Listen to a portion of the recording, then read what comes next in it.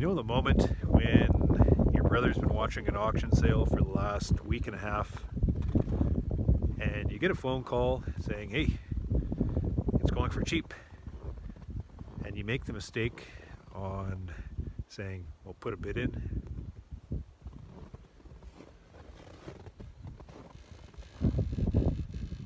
Whoops.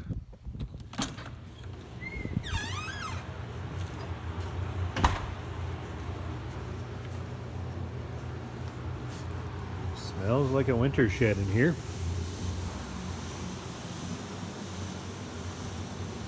We are running outside here is about 2.5–3 degrees, and inside the shed it's running about 4. So there you go. Things are working nice. Kind of a Christmas check-in with my girls. See if they're all tucked in.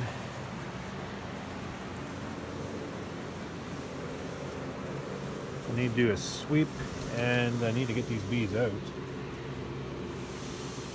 Trying to smell the bees accumulated on the floor. I just got to do it. Every time I talk about it,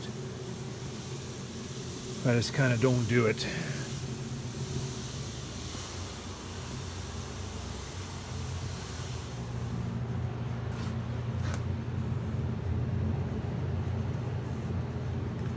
Shed's nice and easy. And what is it? It's about -20 outside. It doesn't feel cold because there's no wind. A little bit of snow last night.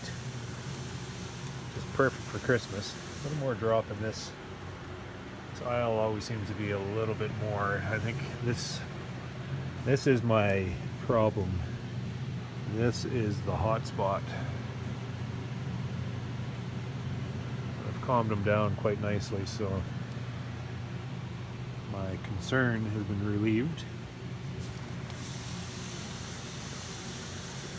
I think I'll spend this afternoon before Christmas supper. We're having an early Christmas supper with one side of my family. I think I'll spend some time in here before then.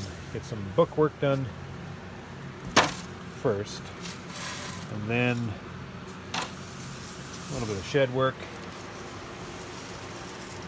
Clean up the shed. Oh, they're still bearding.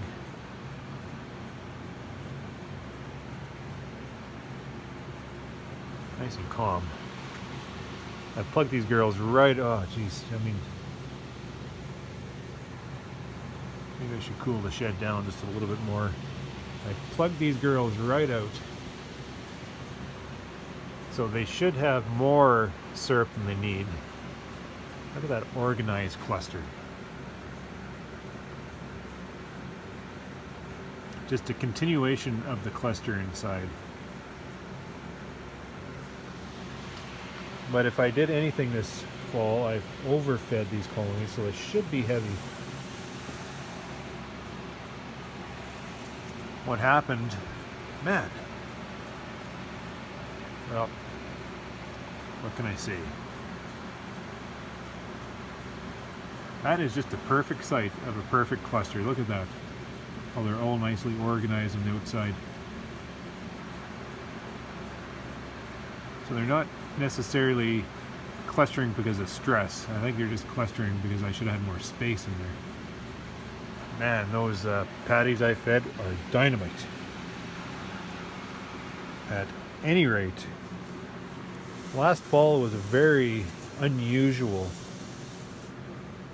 We had a warm spell at the middle to end of October, and just the very unique, perfect conditions which allowed all the crop that practically didn't perform all summer figured out this is our chance now, and sent more flowers in the middle to the end of October than we had seen all July. So not only did we have the heat and a little bit of moisture to spur on flower growth, which brought on a flow and a pollen flow. And what it did was it kind of confused the bees in regards to, should they be shutting down for winter or should they be reestablishing their nest as a summertime activity. Carrie and I recognized this happening, and what we did is we went into these colonies, well, we didn't go into them, but we went into the yards with extra syrup and just plugged them right out as full as we possibly could, just to make sure that there's absolutely no space within this nest to be able to have that cluster reignite itself and, in a sense, flip it from its winter mode, because we had these bees just nicely prepared for winter, nicely transitioned, drifting into a broodless state, and then all of a sudden wanting to start brooding up again. So we're able to hold them back from that, and the reason why we put a lot of attention into holding them back from reestablishing that brood nest is I didn't want to set them off balance. Now when that nest is set up for winter bees, those bees have already been set up with all the proteins and the fats within themselves to be able to transition them into a winter bee, so a long-lived bee. As soon as they start brooding, that's fine as long as they can maintain the development of the brood they established with the inflow of resources coming in to be able to offset the resources that the bees use themselves to develop that nest. And if that balance is off a little bit because late in the season you have that flow coming in, they establish a nest, and all of a sudden you have these dearths come through and not be able to provide the protein needed to maintain that nest development, then they just mine from themselves to be able to fulfill their commitment to that established nest, resulting in more bees being used to build a smaller nest of younger bees.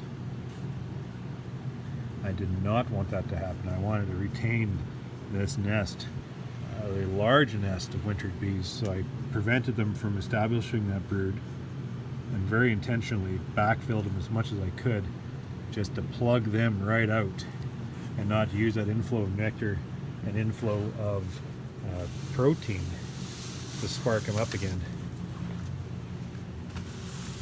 I think it's worked.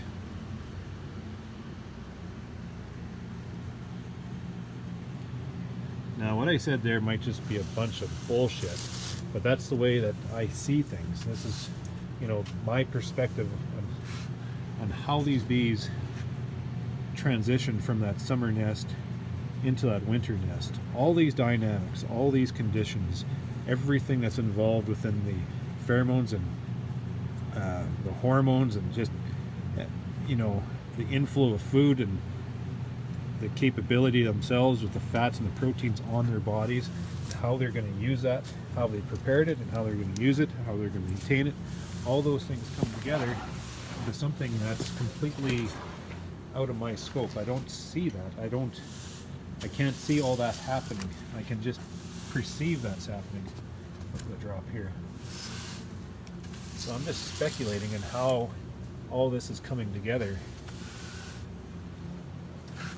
And then I put a management plan together according to how I see and understand that behavior. And I don't know, man.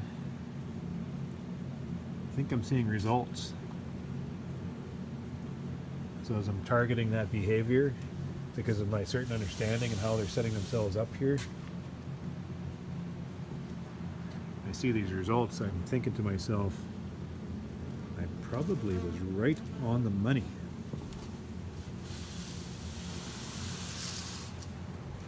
And that is why I'm sweeping lots of bees.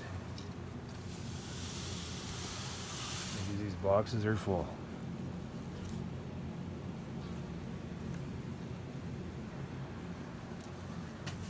So take my thought process for what it's worth. I mean, there's nothing behind it than just casual observations and limited farmer understanding of the situation that we seem to be seeing at hand.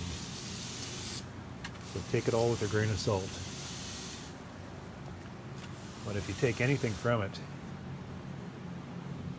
whatever is happening out there, and whichever way you manage your bees accordingly, just try to watch for results and look for, success.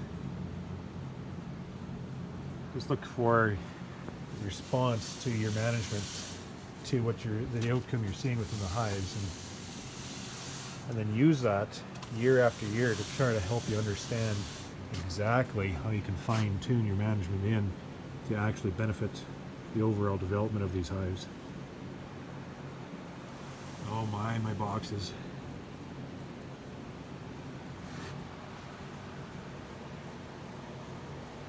My babies, my babies.